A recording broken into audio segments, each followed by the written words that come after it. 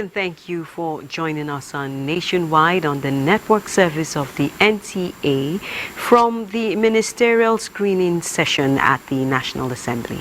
I'm Naja Atutijani. We begin with news from Benin Republic, where President Bola Tinubu has arrived in Cotonou to attend the 63rd anniversary of the Republic of Benin.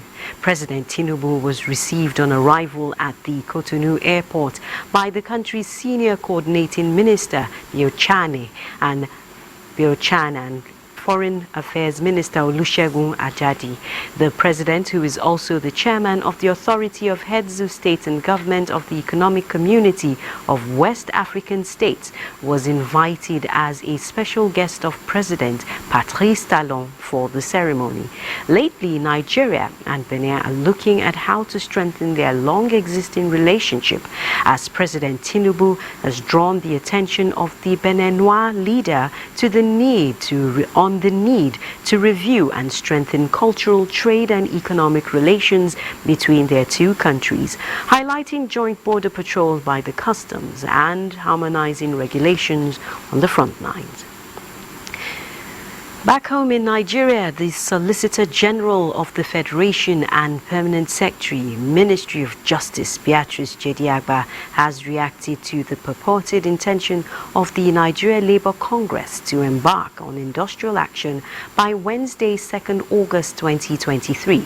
In a statement, she says it is a settled principle of law that all parties in a dispute before the National Industrial Court of Nigeria should maintain status quo and not resort to self-help.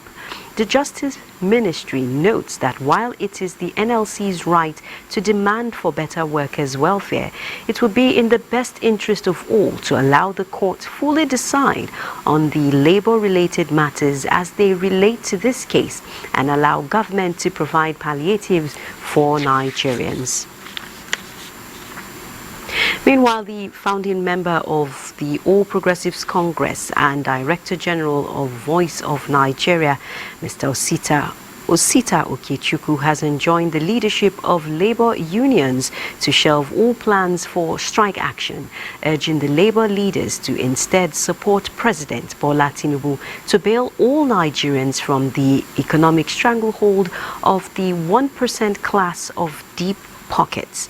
Reacting to President Tinubu's nationwide broadcast, Okechukwu advises Labour to calm down so as not to set Nigeria's fragile democracy ablaze, stressing President Tinubu, being one of this 1% deep pockets, going by paradox of history, stands in good stead to bail Nigerians out of the stranglehold of these unelected individuals wielding enormous influence and posing serious threat to the integrity of our democracy. The Von DG stresses that President Tinubu needs to unbundle our economy from the hands of rent takers, which our constitution frowns at, and labor leaders should provide constructive criticism rather than set back the economy with the threat of industrial action, as it may not achieve the desired objective. Rather, it may unfortunately drive us from fire to total economic frying pan, says Okechukwu, who therefore calls on labor leaders to embrace dialogue instead and consider the future of this great nation. The Acting Inspector General of Police, Kayode Egbetokun, says he's deeply concerned about the recent developments regarding planned nationwide protests by the Nigeria Labour Congress and Trade Union Congress, while being mindful of the right to peaceful protest as enshrined in the Constitution. The Acting Inspector General of Police urges all parties involved to ensure that the planned demonstrations are conducted in a peaceful manner to prevent being hijacked by miscreants movements owing to the previously ugly experiences of such protests in most major cosmopolitan cities in the country. While acknowledging the grievances raised by the labor unions and the importance of constructive dialogue, the acting IGP, however, orders the commissioners of police in charge of various commands and supervisory assistant inspectors general of police to engage in fruitful discussions with the NLC-TUC leadership to foster understanding and reach common ground on the planned protest, but stresses that any attempt by miscreants to exploit this situation for violent purposes will be met with firm, professional and commensurate lawful approach. Parties in a petition filed by the presidential candidate of the People's Democratic Party in the February 25, 2023 election have adopted their final written addresses before the Presidential Election Petition Court sitting in Abuja.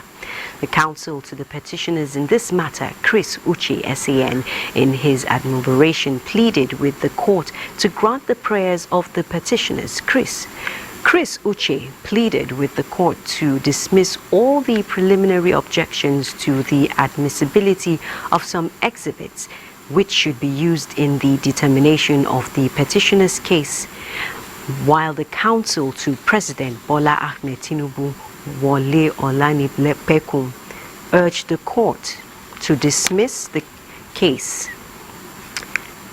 Urged the court to dismiss the petition rather for lacking in merit.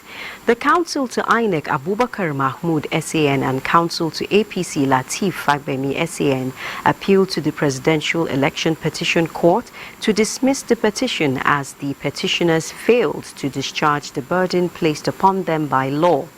In this matter, Atiku Abubakar and the People's Democratic Party are the petitioners, while INEC, President Bola Ahmed Tinubu, the All Progressives Congress are the respondents.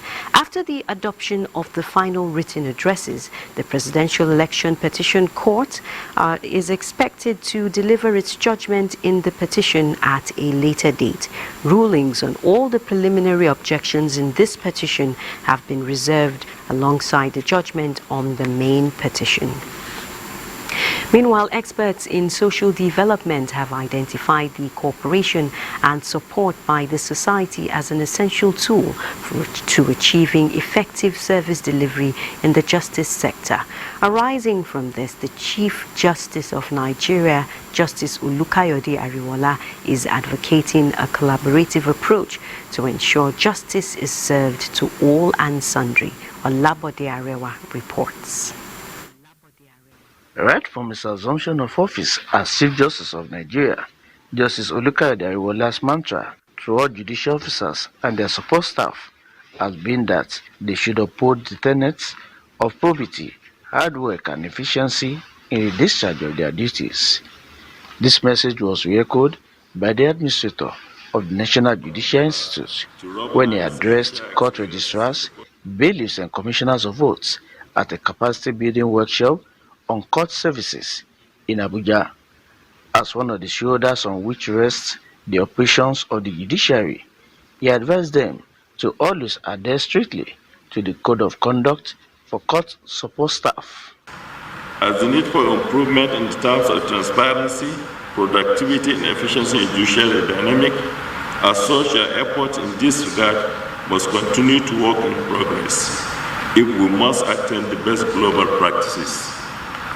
As you are all aware that as officers in charge of day-to-day activities in our courts, your attitude and conduct towards court users must be that of courtesy and accountability.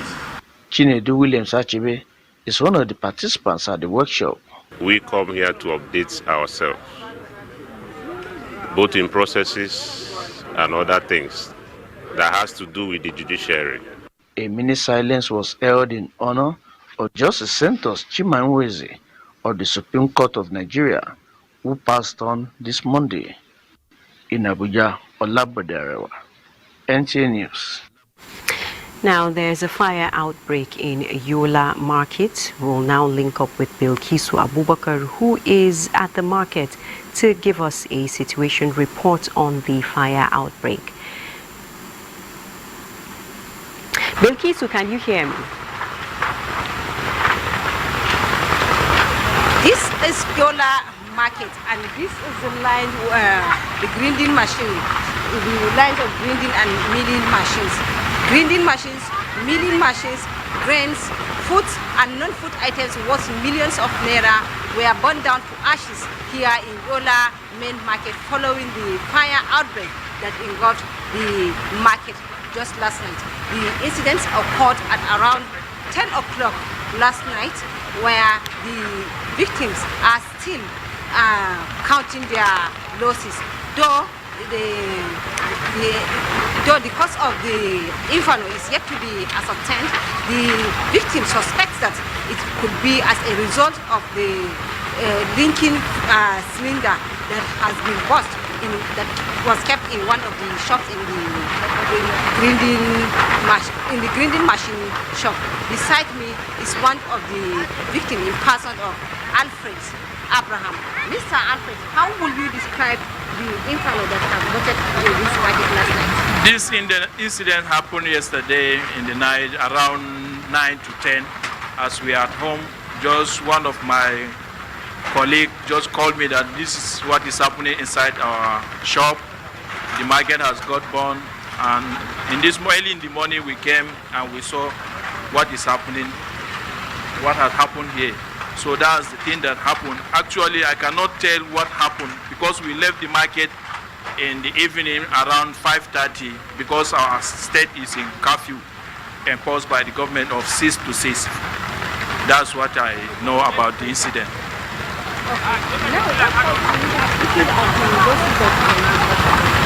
Actually, as you know that in provision we cannot quantify it because we have some pieces, some in cartons, some in bags.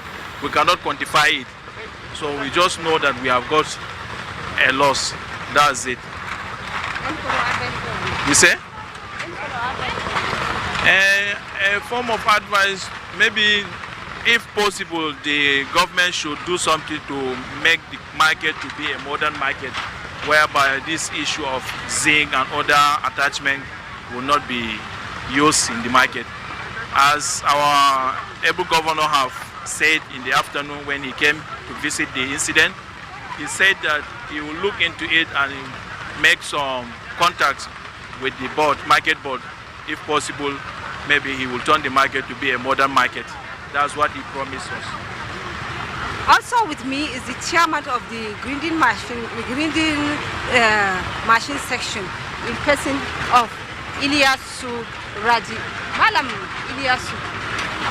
Ilyasu can talk in Hausa language. Baba, za ka gaya mana ganin cewa wannan kasuwar jiya ta kama wuta, ko za ka iya gaya mana wani irin asara kuka yi?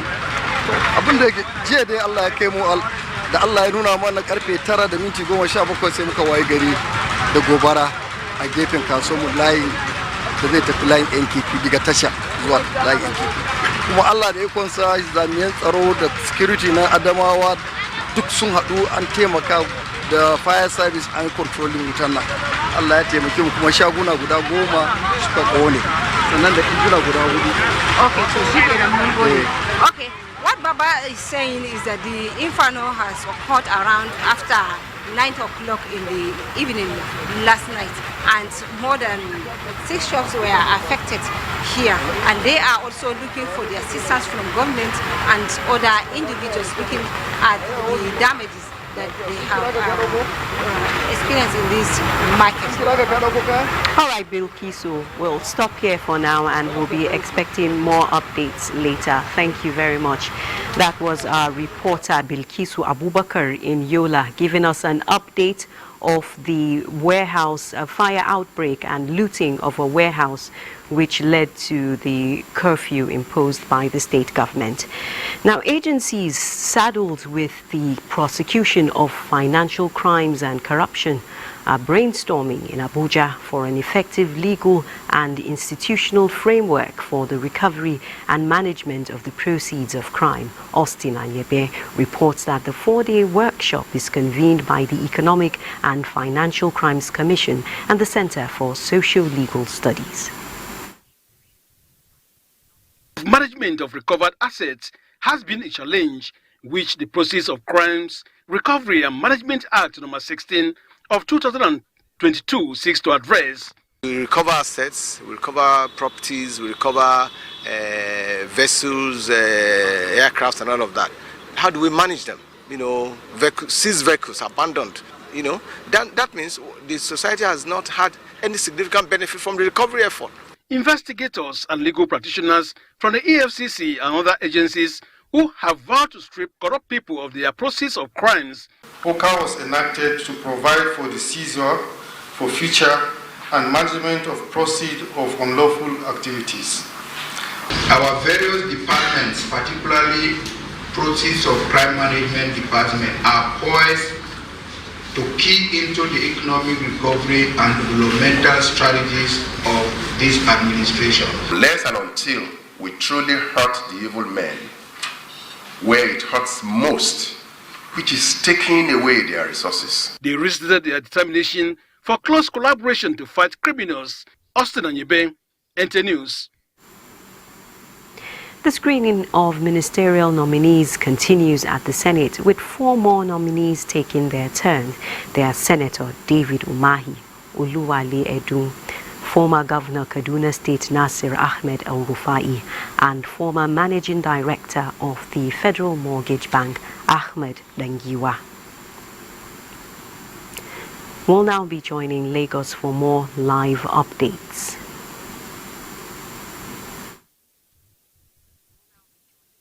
Thank you, Najatu. State-run transportation schemes have been directed to reduce fares by 50% as part of the economic relief measure announced by the Lagos State government. Babajide Sanwo-Olu disclosed this while briefing newsmen on the outcome of the Economic and Security Council meeting in Lagos. Musa Toliat has the details. Reduction in fares by state-run transportation schemes, which cuts across land and water transportation, is one of the outcomes of the relief packages adopted at the Economic and Security Council meeting. Governor Babajide Sanwo-Olu says the move is aimed at ameliorating the prevailing economic challenges and make life bearable for residents in the state. From Wednesday, all public transportation that are being controlled by Lamata, all of the high-capacity buses will be plying all the routes of Lagos at 50% discount. I'd say to you that all of the yellow buses, we've also agreed with them that they will be doing about 25% reduction, on their buses. We've also concluded arrangements to increase the fleet of staff buses that we have. He hinted that the government has approved procurement of more equipment to help security agencies cope with emerging security threats across the metropolis. Within the next 30 days, you will see significant procurement support that would include vehicles, motorcycles, and other needed communication gadgets and equipment to help the entire security architecture in the state. All of these were discussed extensively, and the state government will very quickly put in place machinery where all of the support will happen. Sanwo-Olu stressed that provisions will also be made for the distribution of food relief packages to indigent residents in coming days. In Lagos, Musa Toliat, NTA News. With the country becoming highly active in the digital space, Nigeria has become a fertile ground for digital economic growth, especially among its teeming youths. Larry Beleyi examines the requirement for this new frontier of economic venture to flourish in the country. Has captured only a fraction of its digital economy. Improved digital connectivity, digital skills, digital financial services are what are needed to fully unleash this new economic opportunity and create jobs amongst its youths. They should pick up ICT skills. I know many youths that have learned coding, learned app development, and guess what? Even from Nigeria here, they are able to provide services to companies outside Nigeria, outsource services. So that is the way to go. The days of I'm sitting at home, I don't have job is gone. ICT creates opportunity where within 3 months to 6 months to 9 months, you that don't even know anything about ICT, you can start from the basic. Nigeria can access digital data and new technologies, generate new content, link individuals with markets and government services, and roll out sustainable business models. We're going to have a direct opportunities to the global market. In everyone we have at their service to be accessed as quick as possible. It's going to actually channel a lot of job opportunity for youth. In today's world, when we talk about digital economy, we talk about digital transactions online, bringing all business transactions online, bringing all the concept of the economy, all the content, all the component of the economy to online. The digital economy stands on the 5 pillars to excel: digital infrastructure, digital platforms, digital financial services, digital entrepreneurship, and digital skills. These pillars have started taking shape in the country already, especially post-COVID era. The belief is that with the current administration making digital economy one of their focal points, a firm foundation and investment will be initiated and instituted for this new digital frontier to bloom in the country. In Lagos, Larry Bilayi, NTA News. Do not forget that you can follow this news broadcast live on our website at nta.ng/live and on our other social media handles displayed on the screen for updates. Charles Alba in Makurdi will be next on Nationwide after these messages to stay.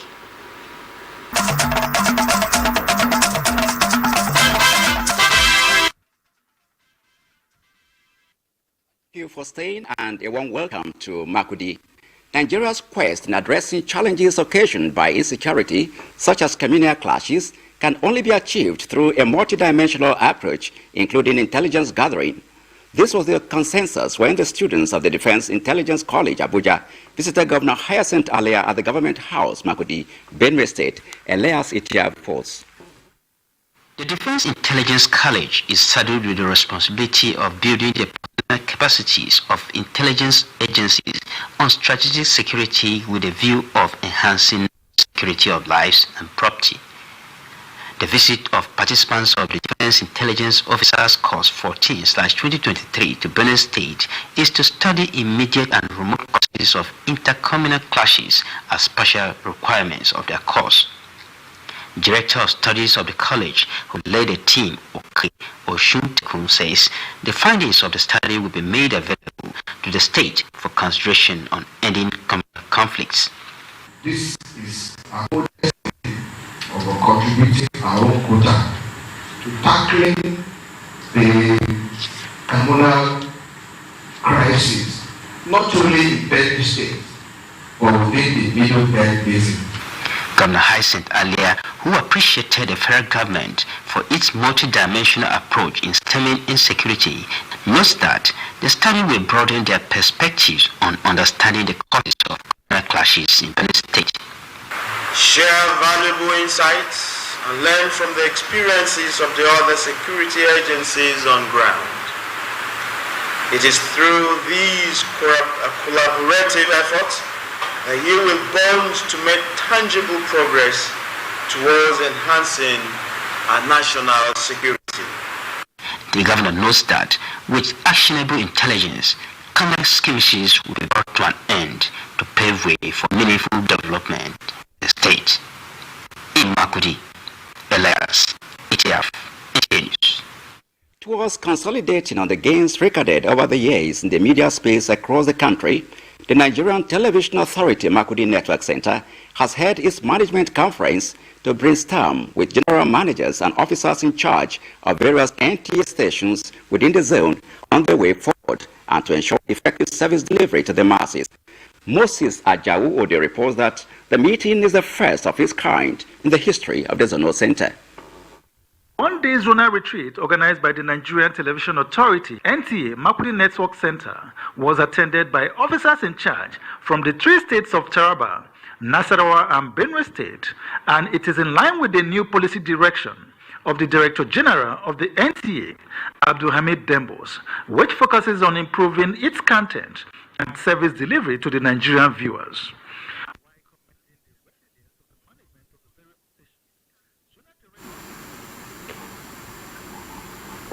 Welcome back to our Abuja studios. We seem to have lost the signal from our Makurdi Network Center. We're talking security matters now. Troops, Nigerian Army troops, the police and other security agencies have raided the hideout and training camps of IPOB Eastern Security Network in Osimogu Forest spanning Anambra and Imo states. In a statement by the Director, Army Public Relations, Brigadier General Onyema Nwachukwu, the operation follows reports of violent activities of the criminal group enforcing the illegal 2-week sit-at-home order in Onitsha, Nnewi, and Iheme Obosi in Anambra State and New Market in Enugu State. Consequently, troops have cleared IPOB camps in Ekeotutu, Osimogu, Nilu, and arrested 5 fleeing members of the group, recovering an IPOB flag, 1 CCTV camera and 2 detonated IEDs and a fabricated mortar tube with 5 soldiers and 2 policemen sustaining injuries from the IED detonated by the criminals. The Nigerian Army encourages the people of the Southeast to disregard the unlawful 2-week sit-at-home order and to keep supplying information. Issues of generating useful content by social media influencers and bloggers, and the Nigerian military is leveraging this to bridge the gap between the military and the civilian population.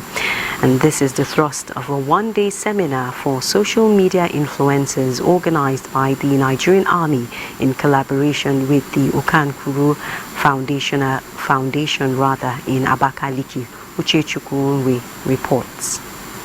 The seminar with the theme Social Media as an Effective Tool for Enhancing Civil-Military Relations was an interactive session between the military, paramilitary and the online community involving social media influencers and bloggers towards promoting cordial relationship and trust with the citizens. And we are not in any way trying to make you not to do your job, but please, we should try to influence people's opinion in the interest of Nigeria as a nation. The Chief of Civil Military Affairs, Major General Nosa Ubo, represented by the Acting Director of Civil Military Affairs, Brigadier Bemba Kouna, was emphatic that the social media can be used to mitigate the impact of conflict. Hence, the opening of a legal desk for citizens to report abuse of power by military personnel in whatever disguise. In that all the issues concerned on how to collaborate with the Nigerian Army and the civil populace whom we serve. That as social media influencers, we should be fact-based. Going forward, we should know we are a brand of our own and we are also a sub-brand of Nigeria. The goal of the Chief Executive Officer Okankuru is to see a Nigerian state where the social media is used as a voice for a secured nation, which participants believe is possible by including it in the education curriculum. We are in Ebonyi to gather and have an interface with influencers and bloggers on the activities of the Nigerian Army. It is expected that after the seminar, the communique will champion the cause of bridging the gap between the military and the civil society in Abakaliki. Uchechukwu Onwe, NTA News. And still on security, the air component of Operation Hadarindaji has destroyed at least 16 terrorist enclaves between 28 to 29 July 2023, believed to belong to terrorist kingpin Lankarami. An anonymous source privy to the operation says the strikes were conducted following credible intelligence of the whereabouts of terrorist kingpin Lankarami, known for collaborating with other kingpins in the area to carry out violent attacks on some communities in Zurmi local government area. Similar airstrikes were carried out at terrorist kingpin Ado Alero's enclave near Asola Hills in Safi local government area of Zamfara State. following information that the kingpin and his foot soldiers are responsible for recent abductions and cattle rustling in communities within Afe and Paskari local government areas. A local farmer near Afe who witnessed the strikes revealed that structures within the location were destroyed, but the few surviving terrorists were observed fleeing the location after the strike. When contacted, NAF spokesperson, NAF Director Public Relations and Information, Air Commodore Edward Gapkwek, stated that the increase in airstrikes, especially in the northwest, is in line with the directive of the Chief of the Air Staff, Air Marshal Hassan Abubakar, to all air component commanders to ensure they work with sister services and other security agencies to rid the entire region of terrorists and other criminal elements. Now to climate matters. In March this year, NIMET predicted that Enugu State would experience flooding, and the state government is making efforts to mitigate its effects. Let's now join Chimaroke Ugu, who is standing by at Bisala Road in Enugu, to give us an update on the level of preparedness of the state government in this regard. What is the present situation concerning evacuation of people living in flood-prone areas? Can you hear me? Chimaroke.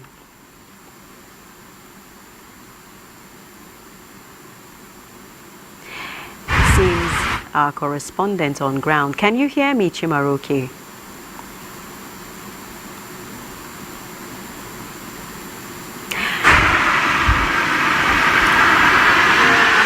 Chimaroke, can you hear me now? We seem to be having audio problems from Enugu. We'll probably rejoin our correspondent for the update later in the course of the bulletin. Meanwhile, for more than a month, many parts of Borno State have experienced cessation of rainfall, raising concern by farming communities about prospects of good yield which will sustain their livelihood and ensure food security.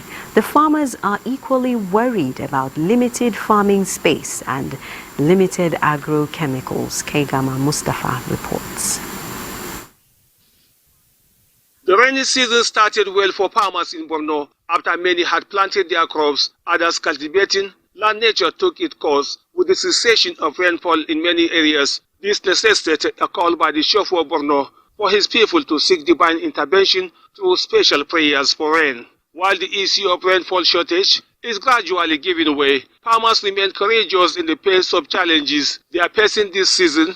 Farmers describe lack of agrochemicals and fertilizer, as well as access to farmlands due to security concerns, as other key areas affecting their ability to enhance livelihood through increased yields. Some of us are still civil servants, but we are still coming to the farm. And that is a great improvement to the system. Pray that they will help us to support the farmers to reduce the rate of the fertilizers and some herbicide. We have a small challenges that we are passing through, which we need like fertilizer and some of the chemical that we use to spray. Chairman Hunters from Maidurma Group, while thanking Borno State Governor Professor Babagana Umar Zulum for providing vehicles to transport farmers to their farmlands, securing them, and also appeal to government for provision of motorcycles for effective agro-ranger policing.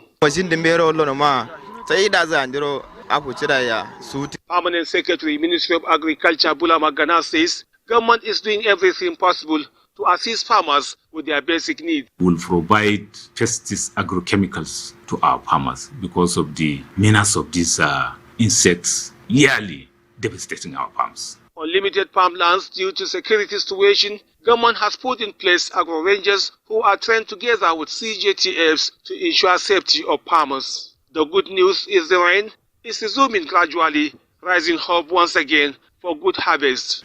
From Mole in Maiduguri, Kaigama Mustafa, NTA News. We're rejoining Chimaroke in Enugu to give us an update of steps the government is taking to mitigate flooding. Can you hear me, Chimaroke? Good evening. situation with evacuating people who are living in flood-prone areas in Enugu State. What's the government doing? Good evening, studio. Go ahead, Chimaroke. What is the government doing to evacuate people? What steps have been taken to make sure that these people are evacuated from the flood-prone areas? Hello, good evening. Go ahead, give us an update. We're listening.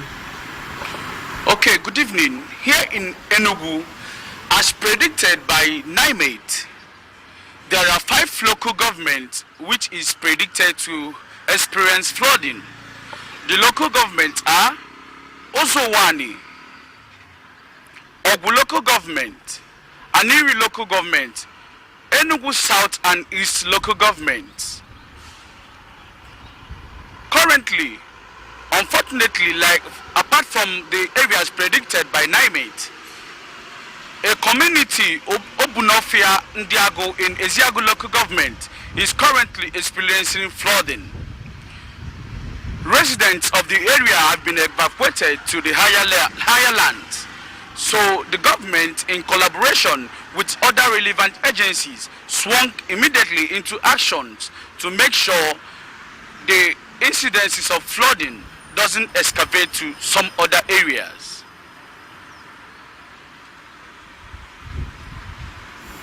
All right, Chimaroke, what else?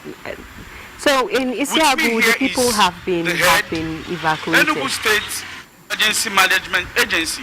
I'll have to cut you there. To throw more light. I'll have to cut you there, Chimaroke, as we'll be rejoining the National Assembly for the continuation of the ministerial screening.